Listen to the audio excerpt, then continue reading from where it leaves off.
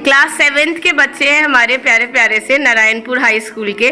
और मैंने अभी इन लोगों को थोड़ा सा बताया है जंतुओं में पोषण, चैप्टर 2 है। तो अभी हम इनसे पूछेंगे कि बच्चे हमारे क्या समझे, इनको कितना समझ में आया है।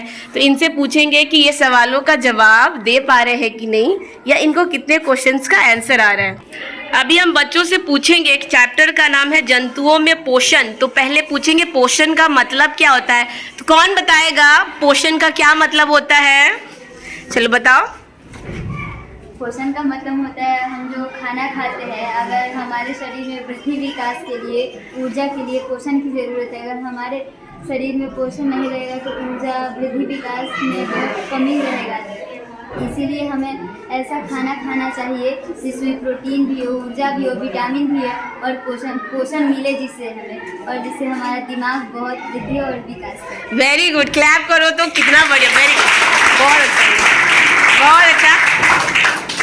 अंजलि हमारे क्लास की एक होनहार स्टूडेंट है। She is very talented girl in of this class. तो बहुत अच्छा उसने एक्सप्लेन किया। हम बाकी बच्चों से भी पूछेंगे कि बाकियों को कितना समझ में आया। बाकी बच्चे, आपको पोषण के बारे में पता है ना कि पोषण किसे कहते हैं? जी। ठीक है, अब दूसरा हम लोग पूछेंगे कि चैप्टर में हमने पढ़ा था पाचन। तो पाचन क्या होता है, कौन बताएगा? पाचन से क्या समझ में आता है? साक्षी बताओ। जो हम भोजन करते हैं और वो हमारे शरीर के अलग अलग हिस्सों में जाता है और उससे पचकर उसका पाचन वहाँ पे होता है। जो कि हम भोजन करते हैं, उस भोजन से शरीर अनेक प्रकार की अच्छे चीज़ों को खींच लेती है, जो हमारे शरीर के लिए अच्छा है। इसी शरीर उसे खींच लेती है और जो खराब पदार्थ होता है उसे शरीर से बाहर निकाल लेती है।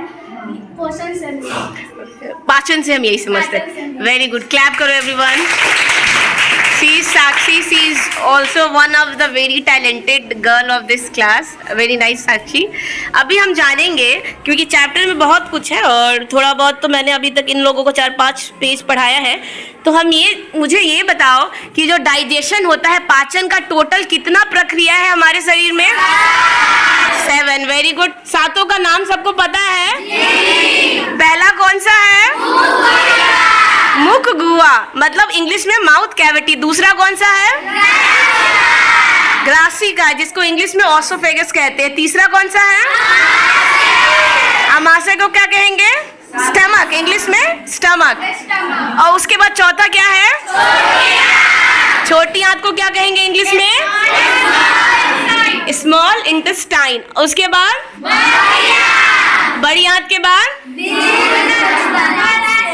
Very good. बताओ भोजन का प्रक्रिया कहाँ से शुरू होता है और कहाँ खत्म होता है?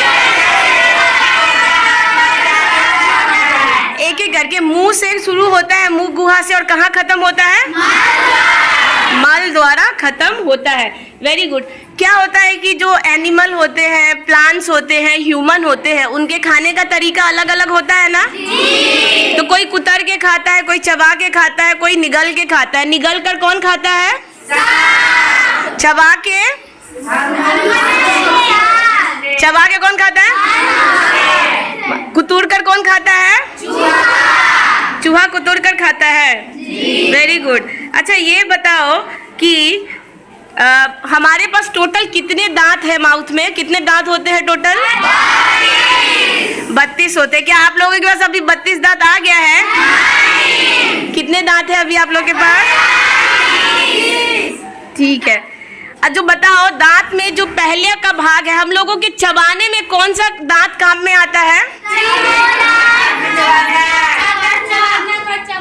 Very good. ये कहाँ पाया जाता है दांत में? सबसे अंतिम, सबसे आगे का भाग हमारे मनुष्य के दांतों में क्या कहलाता है? उसको इंग्लिश में क्या बोलते हैं? इंसीजर के बाद क्या आता है? रत्नक क्या काम करता है? फाड़ने का और चीरने का। देखती हो जब आगे का जो हमारा जो दांत है 4 इंसीजर, वो हमारे किसी चीज को क्या करने में काम में आता है?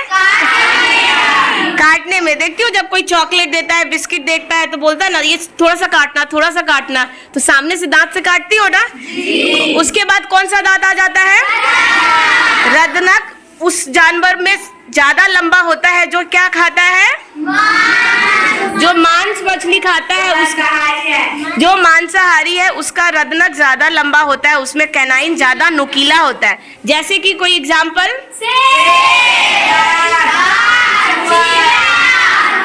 तो उसका वेरी गुड। उसके बाद क्या आता है? वो किस काम में आता है?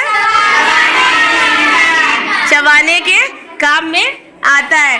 हमारे बॉडी, हमारे शरीर का सबसे स्ट्रॉन्गेस्ट, सबसे मजबूत भाग कौन सा है? इनामल। क्या करता है वो इनामल? दांत को मजबूती प्रदान करता है। ठीक है, अगर इनामल खराब हो जाएगा तो दांत क्या हो जाएगा? और दांत कैसे कैसे झड़ जाता है? ज्यादा घिसते हैं और जब हम गरम खाकर और जल्दी ठंडा खा लेते हैं उससे भी वो गिर जाता है। और मीठा खाने से भी हो जाता है, मीठा ज्यादा खाओगे इससे हो जाएगा। तो इतना तक अभी मैंने बच्चों को पढ़ा दिया था और इन लोगों को बहुत अच्छे से समझ में आ गया। तो अभी तक जो भी बताया है वो समझ में आया है? पक्का? सबको? किसी एक भी है जिसको समझ में नहीं आया हो? Very good. तो ये है हमारे बहुत सुपर टैलेंटेड नारायणपुर के क्लास 7th के हमारे होनहार बच्चे। तो फिर अभी हम लोग नेक्स्ट पढ़ेंगे, फिर नेक्स्ट जो टॉपिक पढ़ेंगे फिर उसका भी हम लोग डिस्कशन करेंगे।